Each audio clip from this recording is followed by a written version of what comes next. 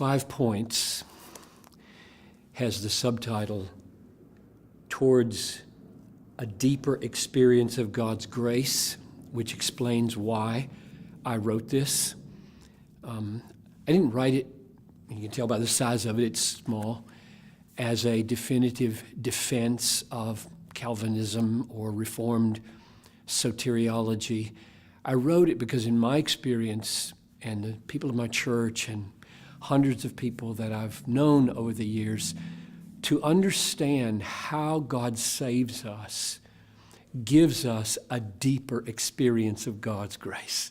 And I think that's why the Bible was written. God is inviting us by revealing so much about how he does saving work into a knowledge of himself and an experience of himself that intends to sweeten our lives and strengthen our lives and put granite where our roots go down deep and drink from the grace of God. So that's the practical aim of this book, is to help us get into the nature of God's heart and God's grace toward us.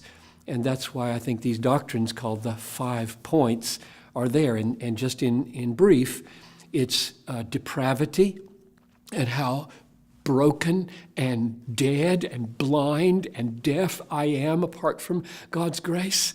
And then the inbreaking of God's irresistible grace in my life, raising me from the dead and giving sight to the eyes of my heart, all according to the fact that he had chosen to do that before the foundation of the world. He didn't scratch his head, wonder who to save, and then respond to me because I was dead. He didn't respond to my deadness. He created my life.